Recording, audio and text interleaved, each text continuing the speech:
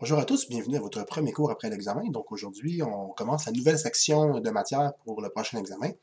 Aujourd'hui, on va parler des mesures. Donc les mesures, c'est quoi? C'est des données qui vont nous permettre d'aller interpréter nos statistiques, donc de pouvoir aller porter un jugement sur qu'est-ce qu'on a eu comme données. Aujourd'hui, on va voir les mesures de tendance centrale. C'est quoi les mesures de tendance centrale? Ce sont des mesures, donc des valeurs, qui vont nous aider à donner le centre de notre distribution. Vous en connaissez une? La première mesure de tendance centrale qu'on connaît, c'est la moyenne. Donc, c'est celle qui est écrite en haut ici. La moyenne, c'est une mesure qui me permet d'aller chercher le centre de votre distribution. C'est probablement elle que vous êtes le plus habitué, au sens quand vous avez un examen, la première question que vous vous demandez, c'est quoi la moyenne? Grosso modo, c'est quoi la moyenne? C'est une mesure qui tend à vous donner, c'est quoi le milieu du groupe? Donc, comment c'est à peu près comporté le groupe? Ben, la moyenne vous donne, au milieu, les gens ont eu à peu près cette note-là.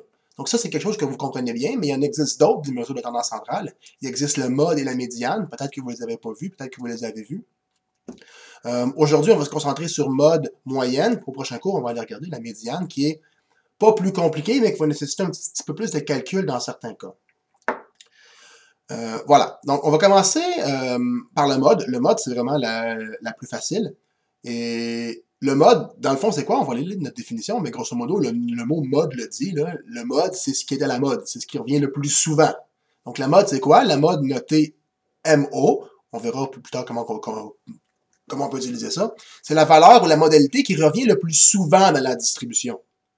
Donc, si, mettons, on regarde les couleurs de yeux, la couleur qui revient le plus souvent, c'est elle le mode. C'est sûrement brun. Mais ce qui revient le plus souvent, c'est ce qu'on appelle le mode. Quand nos données sont regroupées en classes, dans ce cas-là, on ne parle plus de mode, on vient parler alors de classe modale, tout simplement. Donc, mode, quand c'est des données séparées qui ne sont pas regroupées, puis quand nos données sont regroupées, on appelle ça la classe modale. Donc voilà, ce qui est le fun du mode, le mode, c'est que c'est pas influencé par les valeurs extrêmes de notre distribution. Qu'est-ce que je veux dire par là? Si vous prenez la moyenne, l'exemple que je donne souvent pour vous montrer que la moyenne, c'est influencé par les extrêmes. Je sais qu'on n'a pas encore parlé de la moyenne, donc vous savez tous c'est quoi la moyenne, grosso modo, fait que j'en parle tout de suite pareil. Si vous avez une compagnie, là, puis vous avez 4 employés qui gagnent 25 000 donc vous avez 4 employés qui gagnent 25 000 comme ça. Puis là, il y a le patron, lui, il gagne 500 000. Alright? Si je calcule le salaire moyen des gens dans cette compagnie-là, ben là, vous le savez, là, comment on fait ça? Donc, on fait égal 25 000 plus 25 000 plus 25 000 plus 25 000 plus notre boss qui gagne 500 000. On divise par 5 données. On divise par 5 données. Et on arrive à un salaire moyen de 120 000. Si on regarde effectivement dans notre distribution, là, clairement, la moyenne ne représente pas bien ici notre donnée. Pourquoi? Parce qu'il y a le boss qui gagne vraiment beaucoup plus cher que tout le monde qui vient influencer notre moyenne. Donc, on voit ici la moyenne, le fait qu'on a une valeur extrême, donc une valeur qui est très très haute par rapport aux autres, ça vient tirer la moyenne vers le haut. Contrairement au mode, si je regarde le mode ici, mon mode, ça serait la donnée qui revient le plus souvent. Donc, ça serait 25 000 $. Dans ce cas-là, mon mode ici, ce serait 25 000 $. On voit que le mode n'est pas influencé par les valeurs extrêmes, et là, de dire que la plupart des employés gagnent 25 000, c'est une donnée qui représente mieux le contexte qu'une moyenne. Donc, le mode, c'est une donnée qui peut être plus précise que la moyenne selon certaines circonstances. Souvent, quand il y a très très peu de données, on va préférer le mode, ou quand on a des variables qualitatives, on va préférer le mode. Pourquoi? Ben, si on regarde la couleur des yeux de quelqu'un, on ne peut pas faire la moyenne de la couleur des yeux. On ne peut pas dire bleu plus brun, là, ça ne veut rien dire. Donc, quand il y a peu de données, le mode, c'est une bonne idée. Ou quand il y a des données très extrêmes, on va mieux aimer le mode. Ça représente mieux le milieu de votre distribution. Dans une distribution, il peut exister plusieurs modes. Donc, s'il y a deux catégories qui sont égales, qui ont le même nombre de données, il peut exister plusieurs modes. Il peut en exister 2, 3, 4, 5 000. Puis, pour que le mode, comme je vous l'ai dit tantôt, là, pour que ce soit utile, là, il faut qu'il y ait beaucoup d'écart. S'il y a beaucoup d'écart dans vos données, c'est vraiment là qu'on va utiliser le mode. C'est la meilleure solution ici. Le mode, c'est très utile dans les vêtements ou dans les élections. Les élections, c'est celui qui a le plus de votes qui va gagner, donc le mode. Ou dans les vêtements, tout le monde va avoir les mêmes chandails pour avoir le plus cool. Fait que là, on va regarder c'est quoi la mode. Ou dans les souliers, le soulier qu'on va acheter le plus pour essayer de vendre, c'est celui qui a la grandeur, que le mode revient le plus souvent. Donc, grosso modo, le mode, c'est une donnée qu'on utilise relativement souvent. Faire un petit exemple comment on peut trouver le mode, là, c'est vraiment pas si compliqué que ça. Donc, si on regarde ici la répartition du temps d'écoute des adolescents selon le type de radio écouté à l'automne. Donc, ici, on a plusieurs types de musique, la musique contemporaine, musique rock, blablabla. Là. Je vous dis ici, trouver le mode, la distribution et l'interpréter. Donc, on regarde celle qui revient le plus souvent. Donc, celle qui revient le plus souvent ici, c'est musique contemporaine. Donc, mon mode, dans ce cas-là, on dit que c'est la musique contemporaine. Comme vous pouvez voir, c'est pas obligé d'être un chiffre, mon mode. Hein? Donc, ce qui revient le plus souvent ici, c'est l'écoute, c'est la musique contemporaine. Et c'est aussi écrit de l'interpréter. Donc, comment on peut interpréter le mode? Ben, la musique la plus souvent écoutée par, j'ai pas beaucoup de place, mais tant pis, là, les adolescents. Donc, adolescents. Et la musique contemporaine. C'est comme ça qu'on interprète le mode, tout simplement. C'est juste de dire que ben, ce qui revient le plus souvent dans notre contexte, c'est ça. Comment on est interprété, comme ça, il faut écrire une belle phrase qui veut dire qu'est-ce que ça veut dire, le mode. Dans votre corrigé, souvent, ils vont utiliser le mot pluralité. Pluralité, ça veut dire quoi? Ça veut dire c'est la donnée qui revient le plus souvent, qui est le plus grand nombre. Puis faire attention à ne pas confondre avec la majorité. La majorité, c'est 50% plus 1. Ça ne veut pas forcément dire la même chose. Si vous avez la majorité, vous êtes aussi la pluralité. Mais dans notre cas, regardez, on a la pluralité ici, mais c'est pas la majorité, parce que le reste des disciplines ensemble sont plus grandes que celui-là. Donc, c'est pas vrai que c'est la majorité. La majorité, ça veut vraiment dire j'ai 50% plus 1. La pluralité, c'est ce qui revient le plus souvent. Donc, si vous voyez le mot pluralité dans la correction de votre livre, pluralité, ça veut juste dire le plus grand nombre. Majorité, pluralité, c'est pas des synonymes. Voilà. Maintenant, tableau suivant, donc répartition des 50 Québécois et Québécoises selon le temps parlé au cellulaire en une journée. Donc, trouver la classe modale. Donc, la classe modale, qu'est-ce qui revient le plus souvent? Bien, si on regarde ici, 38, c'est celui qui revient le plus souvent.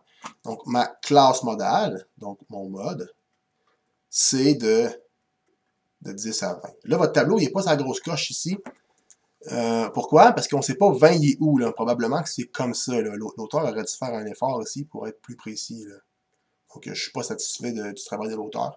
Il aurait dû mettre des crochets pour savoir où est-ce qu'il situe le 20. Mais c'est presque sûr qu'il est de même. C'est juste une faute de l'auteur. Là, il y avait interprété aussi. Là, je ne vais pas l'écrire cette fois-ci pour sauver un peu de temps. Mais je vais le dire à l'oral. Donc, dans ce cas-ci, c'est selon notre échantillon de 50 Québécois, les jeunes Québécois parlent le plus souvent entre 10 et 20 minutes au téléphone cellulaire par jour. Voilà. On peut toujours indiquer les unités, c'est toujours une bonne chose, là, entre 10 et 15 minutes. C'est toujours utile de dire qu'est-ce que c'est les unités. Voilà. La deuxième mesure qu'on va regarder aujourd'hui, qui est probablement celle qu'on utilise le plus et qu'on est le plus à l'aise avec, c'est la moyenne. Donc, je vais réexpliquer la moyenne, même si vous êtes quand même relativement à l'aise avec ça. Là, depuis que vous êtes jeune, c'est quelque chose que vous utilisez. Je vais quand même tout réexpliquer ces concepts-là. Puis surtout, je vais vous montrer comment on peut le calculer avec Excel. Il y a quelques petites stratégies pour aller de façon efficace. Puis il y a quelques petits cas de figure qui vont changer un peu notre façon de calculer. Donc, la moyenne, c'est quoi? C'est vraiment le point milieu de votre distribution. Donc, comme on peut voir les histogrammes, là, vous avez sûrement déjà fait ça là, avec un crayon quand vous étiez jeune. Là. Si vous avez un crayon comme ça, là, vous pouvez trouver le point milieu du crayon, comme ça. Si vous vous placez à la bonne place, là, votre crayon tient en équilibre. Je vais essayer de le faire pour que ça marche. Là. Mais comme ça. Voilà. Parce que là, clairement, là, bon, vous voyez le genre, là, je vais le tenir pour vous montrer. Le bouchon fait plus de poids à gauche, là, ce qui fait qu'il faut que je tasse mon doigt. Là. pour qu'ils tiennent en équilibre comme ça. C'est ce qu'on appelle en physique le centre de masse, mais c'est aussi l'idée de la moyenne qu'on peut considérer que tout le poids du crayon est exactement à l'endroit où est-ce que mon doigt est comme ça. Donc, c'est ça qu'on appelle la moyenne. Donc, quand on regarde les histogrammes, c'est facile d'estimer la moyenne en se disant où est-ce que je mets la flèche, là, c'est là où est-ce que devrait tenir mon graphique en équilibre. Donc, ici, c'est si je mets mon point trop de ce côté-ci, ben là, on voit que le graphique penche par la droite parce qu'il y aurait plus de poids à droite. Si je mets mon point trop à droite, mais là, j'ai plus de poids à gauche, il penche. Mais le point d'équilibre, on peut facilement l'estimer en se disant, si je sépare l'air de deux façons égales, ma moyenne devrait à peu près se trouver dans la classe qui est ici. Donc, c'est quelque chose qu'on peut estimer assez facilement au niveau des graphiques. Comme je vous ai dit tantôt, la moyenne, le problème, c'est si vous avez des données extrêmes, donc très très hautes ou très très basses, la moyenne va être affectée. Moi, j'ai déjà vu des groupes là, où les moyennes étaient très fortes en 4e session là, ou en 6e session en technique, des moyennes de 90, puis là, il y a un nowhere dans le groupe qui se pogne un 20%. La moyenne n'est pas bonne parce qu'il y en a un qui a moins bien performé, ou l'inverse, tout le monde performe mal, puis il y a un d'autre qui est super fort, puis la moyenne est tirée vers le haut, mais ça ne représente pas bien la force du groupe. Donc la moyenne, c'est pas toujours un bon indice pour étudier la force d'un groupe. La moyenne existe toujours, et c'est toujours une variable qui est quantitative. Évidemment, si vous avez une variable qualitative avec des couleurs, on ne peut pas faire des moyennes. Ça ne fait pas bien de sens. Comment on calcule des moyennes? On va parler du langage mathématique ici un petit peu. Donc, qu'est-ce qui est écrit ici? Donc, il y a deux façons de calculer la moyenne. Grosso modo, c'est la même formule, c'est juste la notation qui va changer. Quand on parle d'une population, on utilise la lettre mu. Donc, la lettre grecque, c'est une lettre grecque qui s'appelle mu, ça veut dire la moyenne pour une population. Quand on utilise un échantillon, on utilise x bar. Donc, x avec une barre dessus. Pourquoi utiliser deux lettres différentes pour parler du même concept? Mais plus tard, en statistique, on va vouloir prendre un échantillon et extrapoler nos données à la population. Donc, la moyenne d'un échantillon, pour ne pas se mêler, on va appeler ça x bar, puis la moyenne de la population, on va appeler ça mu. Puis le but, ça va être d'estimer mu, donc la moyenne de la population, et d'utiliser la moyenne de l'échantillon x bar. Si jamais c'est un peu flou ce que je viens d'expliquer, ne vous en faites pas, je vais tout réexpliquer ça à la fin de l'année quand on va vraiment faire ça. Donc c'est juste de vous dire, ce qui est important à retenir ici pour l'instant, c'est qu'il y a deux symboles, si on parle de moyenne d'une population puis moyenne d'un échantillon. Si vous ne comprenez pas trop la raison pourquoi il y en a deux, on verra ça un petit peu plus loin, vous allez voir, c'est pas si pire que ça. Maintenant, la formule. Après, il y a une espèce de lettre bizarre comme ça, là. C'est une lettre qui s'appelle sigma majuscule. Donc, il ressemble à ça. Et la lettre sigma majuscule, elle veut dire somme. Donc, ça veut dire quoi, sigma majuscule? Somme les xi. Puis c'est quoi les xi? Les xi, c'est les données que vous avez. Donc, si, par exemple, j'ai les notes d'un examen, mais ma première personne dans le cours, elle s'appelle x1, elle a une note, je ne sais pas moi, de 70. Ma deuxième personne dans le cours, elle a une note, je ne sais pas moi, de 80. Elle a eu 80.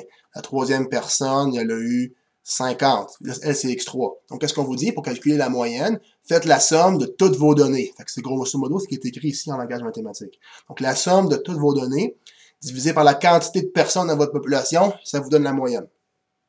Donc, ce que je viens de vous dire, c'est la formule de la moyenne. C'est juste qu'ici, c'est écrit un peu de façon scientifique, de façon très compacte, avec des notations mathématiques. Même logique ici, pour avoir la moyenne d'un échantillon, c'est la somme, donc le sigma, ça veut dire la somme des xi, donc de toutes les données de vos échantillons, divisé par petit n, la taille de votre échantillon. Donc la différence entre les deux formules, l'un c'est grand N parce que c'est la taille de la population, l'autre c'est petit n parce que c'est la taille de l'échantillon. Voilà. Donc grosso modo, là, quand vous voulez calculer une moyenne, vous sommez les données, vous divisez par la quantité de données que vous avez, puis that's it, vous avez gagné. Voilà. Donc, petit exemple, comment on peut faire pour calculer la moyenne de mes études, de mes 30 étudiants du cégep. Donc, voici la distribution de nombre d'heures de travail des 30 étudiants du cégep lors de la première semaine de classe. Calculer la moyenne de ça. On ne va pas calculer ça avec la calculatrice parce que je ne vous en ai pas fait acheter de calculatrice. Ça va se faire avec Excel. Donc, voici le Excel. J'ai réécrit les données qui sont ici dans votre Excel. Ça, on va l'effacer parce qu'on n'a pas besoin. C'est les mêmes données qui ont été écrites ici que dans votre laboratoire Excel. Et je vais mettre ce document Excel-là directement sur le offre. Vous pourrez le consulter et me regarder, puis jouer dedans en même temps que vous regardez la vidéo si vous avez envie de le faire. Donc, si je veux calculer la moyenne qui est ici, il existe deux solutions essentiellement. Soit que vous y allez à la bonne franquette, c'est-à-dire vous écrivez égale somme. Donc, la fonction égale, parce qu'on va faire un calcul. Somme, ça c'est la fonction dans Excel pour additionner vos nombres. Et vous allez simplement toutes les sélectionner, comme ça ici. Donc vous arrivez à 240, ça c'est la somme des heures de tout le monde. Et vous devez diviser par la quantité totale de personnes que vous avez. Dans notre cas, on avait 30 étudiants.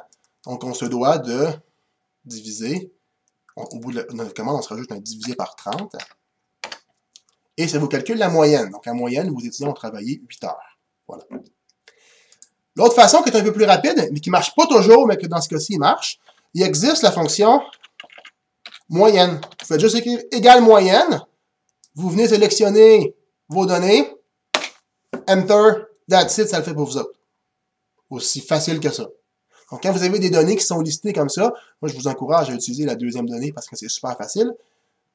On verra dans des exemples plus loin, on ne pourra pas toujours faire ça, malheureusement. Je vous montrerai quand est-ce que ça ne marchera pas. Donc, moyenne, 8. Donc ici, là, je vous parlais là, de le faire à la calculatrice, de le faire à la main. Fuck that shit, là. Donc ici, on le fait avec notre ami Excel. Et on arrive que notre moyenne, donc ici, on avait un échantillon de 30 étudiants. Donc, on dit que la moyenne X bar, c'était de 8. Donc, c'est quoi les unités de la moyenne? Les unités de la moyenne, ben, qu'est-ce qu'on voit? J'ai divisé quoi ici? J'ai divisé des heures, donc, au nombre d'heures travaillées par semaine. Donc, c'est des heures. Donc, dans ma formule, là, la somme des XI en haut, c'était des heures. Puis, j'ai divisé par N. C'était quoi N? C'était des étudiants. N'est-ce pas? Au pluriel, hein, parce qu'ils ont travaillé plus d'heures. Donc, ça veut dire quoi? Si j'ai divisé des XI par des N, c'est des heures par étudiant. Donc, la moyenne des unités, ce sont des heures par étudiant. Étudiant est singulier parce que c'est un étudiant. Donc, ça fait 8 heures par étudiant. Donc, ça veut dire quoi? Ça veut dire qu'en moyenne, mes étudiants, ils ont travaillé 8 heures par étudiant. Donc, chaque étudiant a travaillé 8 heures, grosso modo. C'est ça que ça veut dire. Donc, quand on veut interpréter la moyenne, c'est chaque étudiant a travaillé 8 heures. Donc, si un jour, je vous demande, interprétez-moi la moyenne, et vous me répondez, en moyenne, les étudiants ont travaillé 8 heures? Non, c'est pas comme ça qu'on interprète. Si vous utilisez le mot moyenne pour définir pour interpréter moyenne, ça ne veut rien dire. Donc, comment qu'on interprète ici 8 heures par étudiant? Mais c'est ça qu'on dit. On dit, chaque étudiant a travaillé environ 8 heures. C'est à peu près ça que ça veut dire. Voilà. Maintenant, si vos données sont regroupées sous forme de tableau, mais avec un effectif, qu'est-ce que je veux dire par là? On va regarder l'exemple, puis après on va regarder la formule. Donc, si je vous dis, répartition de 50 ménages de Joliette selon le nombre de voitures possédées. Donc, dans chacun des maisons à Joliette, combien ils possèdent de voitures dans ces maisons-là? Donc, on voit, il y a 4 ménages qui n'en ont pas, il y a 11 ménages qui en ont 1, 23 ménages qui en ont 2, 9 ménages qui en ont 3, ainsi de suite, ainsi de suite. Comment je fais pour calculer la moyenne de cette donnée-là? Donc, qu'est-ce que je vois ici? Grosso modo, là, ici, des voitures, j'en ai combien par ménage? Donc, grosso modo, c'est comme si j'avais 4 fois le nombre 0. C'est comme si j'avais 11 fois le nombre 1. C'est ça qui est écrit, là, une voiture. J'ai 11 familles qui ont une voiture. Après, c'est comme si j'avais 2 voitures. C'est comme si je l'avais 23 fois, ainsi de suite, ainsi de suite, ainsi de suite. Fait qu'on pourrait dire 0 plus 0 plus 0 plus 0 plus 1 plus 1 plus 1 plus 1 plus 1 plus 1 plus 1 plus 1 plus 2 plus 2 plus 2 plus 2 plus 2. Ça finirait par marcher, mais maudit que c'est long. Donc, une façon d'aller plus vite, c'est juste de se dire, ben lui, j'en ai combien? J'en ai 4 fois 0. Lui, j'en ai 11 fois 1. Lui, j'en ai 2 fois 23. Puis le prochain, j'en ai 3 fois 9. Puis le prochain, j'en ai 4 fois 3. Puis c'est ça la quantité de voitures totale que j'ai. Pour savoir ma quantité totale de voitures possédées, on fait juste sommer toutes ces choses-là. Puis on divise par ma quantité totale de ménage qui était de 50. Et c'est ça que la formule dit. Elle dit, vous sommez la somme entre votre fréquence, donc XI, puis le nombre de fois que cette donnée-là revient. Donc, la donnée 0 revient 4 fois, c'est ça qu'on appelle le NI, là. Le NI, c'est l'effectif. C'est le nombre de fois que cette valeur-là revient. Donc, 3 fois, 3 voitures, ça revient 9 fois. Donc, vous faites 3 fois 9, plus, ainsi de suite. Donc, vous faites toujours XI, votre nombre de données possédées, fois le nombre de fois que cette donnée-là revient, et vous divisez par la quantité totale de données. Comment qu'on peut faire ça à la calculatrice? Parce que là, clairement, c'est quelque chose de super long à faire, pas la calculatrice, mais avec Excel. Je vais aller chercher mon Excel, je vais aller ici dans EX2, et j'ai réécrit le même tableau ici. Donc voilà, j'ai écrit le nombre de voitures et le nombre de ménages. Donc ce qu'on veut faire, nous, on veut faire ça fois ça, plus ça fois ça, plus ça fois ça, plus ça fois ça, plus ça fois ça. Dans Excel, il y a une fonction qui fait ça. Ça s'appelle égal, on commence toujours en calcul par égal, et la fonction, elle s'appelle SUMPROD. SUMPROD pour somme produit. Donc d'une part, vous tapez SUMPROD, ouvrez la parenthèse, vous venez sélectionner votre première colonne, donc vos XI. Ensuite, vous faites point virgule, puis vous allez sélectionner votre deuxième donnée. Qu'est-ce que Excel va faire? Il va faire votre première cellule dans votre première colonne multipliée par votre première cellule dans votre deuxième colonne. Plus votre deuxième cellule dans votre première colonne fois votre deuxième cellule fois votre deuxième colonne, ainsi de suite, ainsi de suite, ainsi de suite. Si vous le faites, ça fait Enter. Ça fait 96. Vous pourrez le vérifier chez vous, là. Ça marche bien. Donc ça, c'est la quantité totale de données que j'ai ici. Et pour avoir la moyenne, vous venez diviser par votre quantité totale de données qui est de 50. Comme ça. Donc on arrive à 1.92. Donc je répète. Je clique dans la cellule. Égal SUMPROD.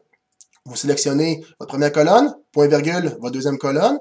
On ferme, divisé par la quantité totale de données de ménage ici, qui était de 50, et on arrive à 1.92 voitures par ménage. Donc ici, avec Excel, on arrive à 1.92, et ce sont des voitures par ménage. Et c'est singulier parce que c'est pas plus grand que 2, ou égal à 2. Donc, voiture singulier. Voilà. On peut faire le même jeu, sauf qu'au lieu d'utiliser l'effectif, on peut utiliser le pourcentage. Ce qui est cool du pourcentage, c'est que vous n'avez pas à la fin besoin de diviser par n. Vous faites juste xi fois les fi, vous les sommez, puis ça vous donne tout de suite la bonne réponse. Je vous montre, vous allez voir, c'est un petit peu plus facile de le faire comme ça.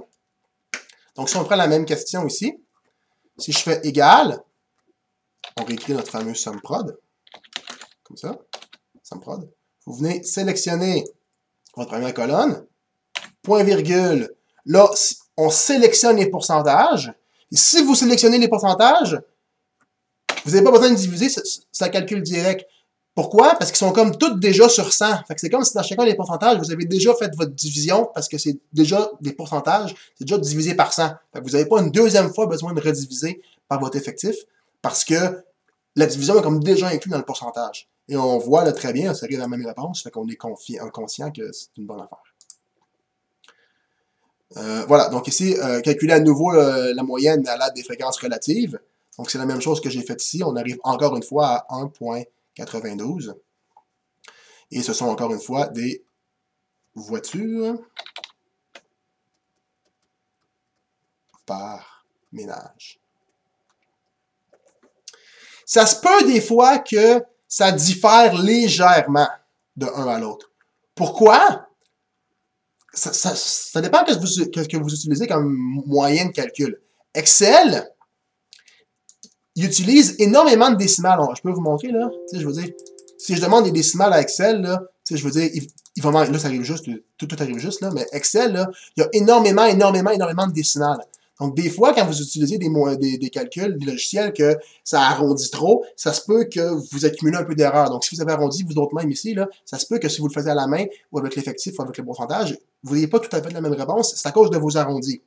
Quand vous utilisez Excel, ça va toujours être exactement pareil, parce que Excel, lui, même s'il a fait juste, par exemple, une ou deux décimales, lui, il va quand même toutes les utiliser dans ses calculs, ce qui fait que là, vous allez arriver à la même réponse. Voilà. Dernier exemple, pour calculer la moyenne. Qu'est-ce qui se passe quand vos données sont regroupées en classes? Donc, quand vos données sont regroupées en classes, ben, qu'est-ce qu'on utilise comme données ici? Ici, c'est facile, là. C'est le nombre de voitures. Ben, une voiture, deux voitures, on utilisait ça.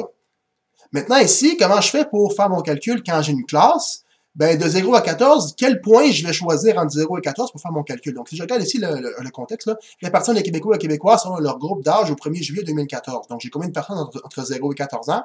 J'en ai 1 267 451. Donc, qu'est-ce que je fais ici pour faire mon calcul? Ben, ce qu'on va utiliser comme donnée, c'est le point milieu. Donc, le point milieu entre 0 et 14, c'est quoi? Ben, c'est 7. Puis, on trouve le point milieu pour chacun des intervalles. Puis, au lieu d'utiliser la classe pour faire ma moyenne, je vais utiliser le point milieu. Là, si vous me dites, oui, mais ça ne sera pas la vraie moyenne, effectivement, ça va être une approximation, mais que si vous voulez que je fasse sinon, là? Si mes données sont regroupées en classe, la seule information que j'ai, c'est de prendre le point milieu, là, j'ai pas d'autre choix. Donc, on prend le point milieu, puis on calcule la moyenne avec ça, puis je vous dis, grosso modo, ça fait vraiment une belle job. Donc, je vais vous montrer comment on peut faire ça avec Excel. Donc, je vais reprendre, on va aller à l'exemple 3 maintenant en bas. Donc, j'ai déjà calculé les points milieux ici. Pour calculer les points milieux, c'est pas très compliqué, vous faites la moyenne de la plus grande et la plus petite, donc égale votre plus grande moins votre plus petite, donc 14 moins 0, vous divisez en 2, et ça vous donne votre point milieu. Je peux le refaire ici. Si on veut calculer le point milieu entre 15 et 19, vous faites votre plus grand moins votre plus petit, vous divisez en 2, et ça vous donne, j'ai pas mis mon égal, c'est pour ça qu'il n'a pas calculé, ça vous donne la distance entre les deux. Donc là, ça m'a donné 2. 2, c'est pas mon point milieu. 2, c'est la distance, le milieu entre les deux. Donc, pour avoir vraiment le point milieu, qu'est-ce qu'il faut faire? Il faut rajouter la plus basse donnée. Donc, ma plus basse donnée, c'est 15, parce que c'est la borne inférieure de ma donnée. Donc, j'ai fait 2 plus 15, 17. Et ça, c'est mon point milieu. Puis, vous faites ça pour toutes vos classes, 32, 54, 69. Donc, ça, ce sont tous les points milieux. Qu'est-ce qu'on fait quand j'ai une classe ouverte comme ça? Si votre tableau finit par 75 et plus, d'habitude, on essaie de ne pas faire ça, mais quand on tombe sur des tableaux ici, qu'est-ce qu'on fait? Prenez votre seule donnée qui est connue, 75. Donc, si vous avez une classe ouverte, donc de 75 à l'infini, prenez 75. J'ai pas d'autre chose à vous donner. Et voilà.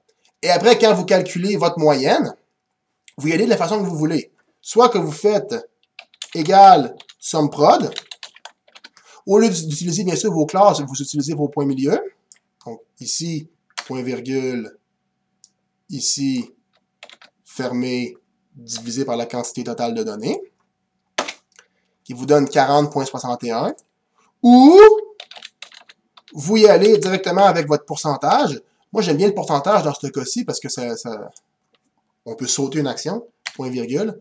On fait juste multiplier par mes pourcentages. Mes pourcentages ne seront pas corrects, par exemple. Il y a quelque chose de pas correct dans mes données parce que, je viens de le voir, ils ne sont pas en pourcentage, les maudits. Faire une petite modification pour que ce soit en pourcentage, je le dis. Je vais juste refaire mon calcul. Ah, voilà. Là, c'est en pourcentage. Je vais refaire mon calcul. C'est une petite erreur dans mon document. Donc, somme prod. Point virgule ici. Puis on se rappelle, quand j'ai les pourcentages, je n'ai pas besoin de rediviser parce que la division est comme déjà inclus dans le pourcentage. Donc, je suis à 40,61. Donc, si on arrondit, là, vous pouvez ajuster vos décimales avec les petits deux documents ici. Là. Je peux aller ajuster mon... Non, c'est pas celui-là, c'est celui-là, pardon. Je peux aller ajuster mes décimales avec les données qui sont ici. Et on arrive à 40,6, qui est la même donnée, ce qui est quand même le fun. On va revenir dans mon document, c'est Drawboard. Voilà. Donc ici, on arrivait à la moyenne, X-bar. Donc ici, on était répartition des Québécois. Fait que là, on n'est pas dans un X-bar, ça serait mu vu que c'est la population québécoise. Donc, mu, on arrivait à 40,6 ans par Québécois. C'est ça les unités. Pourquoi? Parce que rappelez-vous, dans mes formules, là, on divise la quantité de personnes qui ont un âge par des gens, donc ça fait des années par Québécois. Donc, grosso modo, vos formules, c'est la même chose qu'on a dit plus haut, sauf qu'au lieu d'utiliser XI, maintenant c'est MI, MI étant le point milieu, tout simplement. Est-ce que les deux moyennes sont identiques? Donc, c'est la même raison que je vous ai dit plus haut, là. Nos deux moyennes pourraient être différentes dépendamment du logiciel qu'on utilise. Nous, ici, vu qu'on utilise Excel, qui est un logiciel qui est fichtrement puissant, là, regardez, là, c'est exactement les mêmes décimales. Mais si on utilise une calculatrice, ou si vous faites des arrondis quelque part pour que ça fitte, puis là, vous utilisez vos données arrondies, ça se peut que vos données diffèrent légèrement. Mais Excel, l'avantage de ça, c'est que lui, il ne diffère pas. Tout va bien. Voilà. Donc, on va s'arrêter ici pour le cours, pour ce cours-ci. Je continuerai dans la prochaine vidéo la médiane.